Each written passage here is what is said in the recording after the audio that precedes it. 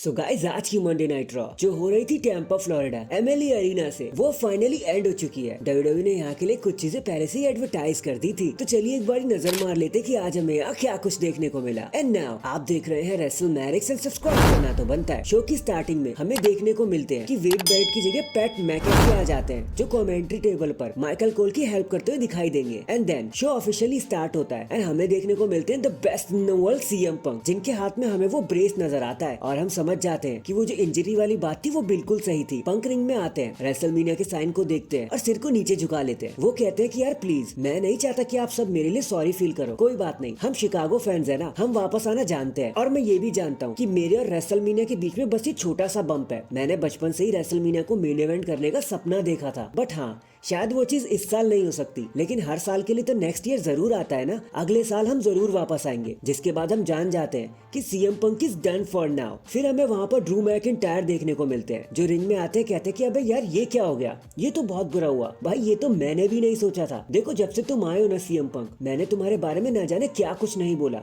बहुत कुछ उल्टा सीधा कहा, बट आई मीन इट। तुम पॉइजन हो यार लॉकर रूम के लिए, और जो मैं कहने जा रहा हूँ उसे सुनो और मेरी आंखों में आंखें डालो। पंक कहते हैं कि हाँ बोलो क्या कहना है, लेकिन एक बात ये जान ले कि मेरे ट्राइसेप में उतना ज्यादा दर्द नहीं है जितना मेरा दिल दुखा है। अब रेसलमेनिया छोड़, पहले मैं तुझे ही ठिकाने लगाऊंगा। इतना सुनते ही ड्रू मैकिन्टायर सीएम पंक पर अटैक कर देते, ग्लास को किस लगा देते हैं। सीएम पंक के इंजर्ड आर्म पर वो अटैक करने लग जाते हैं, पैर से मारने लगते हैं। तभी वहाँ पर सैमी ज़ेन आ जाते हैं उन्हें बचाने के लिए, लेकिन इसका कोई खास फायदा हो नहीं पाता क्योंकि the damage has been done. इसके बाद हमें नाइट का सबसे पहला मैच देखने को मिलता है, DIY versus the judgment day के बीच में। ये टैग टीम टाइटल्स मैच था। ओपनर के हिसाब से काफी ज्यादा ही अच्छा मैच था, दोनों ही टीम्स काफी कमाल किए जा रही थी, but at the end of the day this day belongs to the judgment day, और वो अपने टाइटल को मैच जीतकर बड़ी आसानी से रिटेन कर लेते हैं। जिसके बाद हमें डेमियन प्रीस्ट माइक लेते हुए नजर आते हैं और वो कहते हैं देखो, हाल ही में आपको जजमेंट डे का न्यूज साइट देखने को मिला, लेकिन हमें किसी से माफी मांगनी चाहिए। वो पर्सन है R-Truth। जिसके बाद R-Truth रिंग में आते हैं। डेमियन प्रीस्ट कहते हैं सॉरी यार, लेकिन उसलिए नहीं कि हमने कोई गलती कर दी है, बल्कि इसलिए कि तुम जजमेंट डे फैमिली का पार्ट नहीं हो। और सारे मिलकर R-Truth को मारने लग जाते हैं। मिज वहाँ पर हेल्प करने आते तो हैं, लेकिन ऑसम ट्रूथ का कोई चाम चल नहीं पाता। नेक्स्ट में Shayna Baszler, Zoey Stark versus Chelsea Green and Piper Niven के बीच में एक टैग टीम मैच देखने को मिलता है। बताने के लिए ज्यादा कुछ खास है नहीं, Z360 लगाकर टीम जोई एंड शेना बड़ी आसानी से मैच को जीत जाते हैं। इसके बाद हमें दी अमेरिकन नाइटमेयर कोडी रोड्स देखने को मिलते हैं। वो रिंग में आते हैं और उन्हें यू डिजर्व इट के चांस एक सेकंड में ही मिलने लग जाते हैं। कोडी रोड्स इस्तेमाल करते हुए कहते हैं कि बताओ आखिर किस बारे में बात करना चाहोगे। रोड्स कहते हैं कि यार मुझे एक सेकंड दोगे, अगर आपको बुरा ना लगे तो क्या आप मुझे अलाउ करोगे कि समानता आप एक बारी फिर से मुझे इंट्रोड्यूस कर पाओ। समानता आर्विन बिल्कुल ऐसा ही करती है। रोड्स कहते हैं कि देखो, WWE सुपरस्टार बहुत सारा काम करते हैं, बहुत मेहनत करते हैं 3 घंटे तक आपको एंटरटेन करने के लिए, हमें कभी कभी ब्रेक की जरूरत होती है। मेरे साथ भी 48 घंटे कुछ ऐसे ही रहे,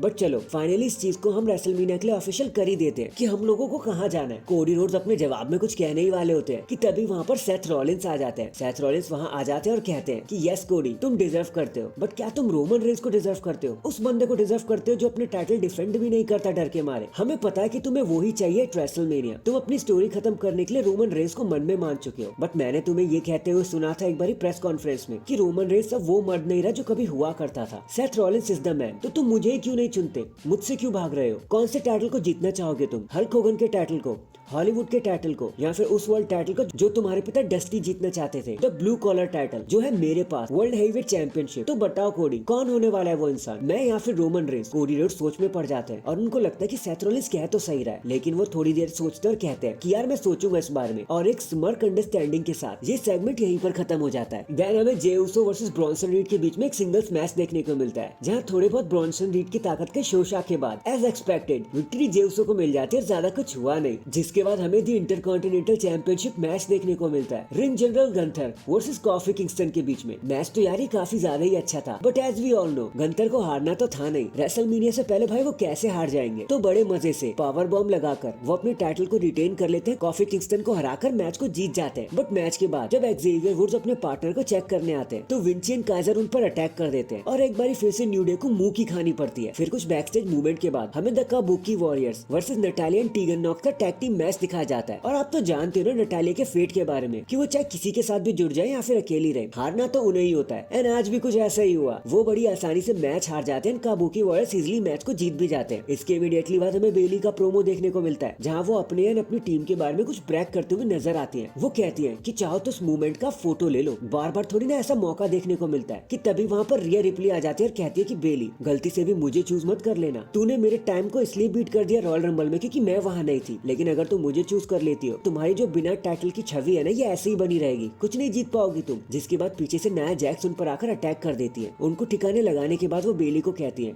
और धमकी देती है कि बेटा ईओ स्काई को चूज कर ले। रिया रिप्ली रेसलमेनिया में नहीं जा पाएंगी। बेली डर जाती है और कहते हैं कि यार मैं अपना डिसीजन फ्राइडे को लूंगी। एंड फाइनली ये सारी चीजें लीड करती है हमें हमारे मेन इवेंट की तरफ, जहाँ ड्रू मैकिंटायर फेस करने वाले थे द रिटर्निंग सैमी ज़ेन को। एंड ट्रस्ट मी यहाँ बताने के लिए ज्यादा कुछ खास भी नहीं है, काफी वीक मेन इवेंट था ये। एंड इसका भी हश्र वही हुआ जो पहले टाइम हुआ था जब ये दोनों एक दूसरे के सामने थे। हुलुवा किक लगा रहे होते हैं जब सैमी ज़ेन, तो ड्रू मैकिंटायर सबकी नजरों से बचाकर उन्हें लो ब्लो लगा देते हैं और एक क्लेमोर किक लगाकर मैच को एंड कर देते हैं। एंड डैंग इसी सेलिब्रेशन अपसेट और अजीब से रॉ के बाद हमारी आज की मंडे नाइट रॉ यहीं पर एंड हो जाती है। वैसे आपका आज के बारे में क्या कहना था कमेंट करके जरूर बताना। एंड चैनल पर नया है तो चैनल को जल्दी से लाइक एंड सब्सक्राइब कर दो। बाकी मैं मिलता हूँ आपसे किसी और अपडेट के साथ, तब तक के लिए अपना ख्याल रखें और खुश रहें।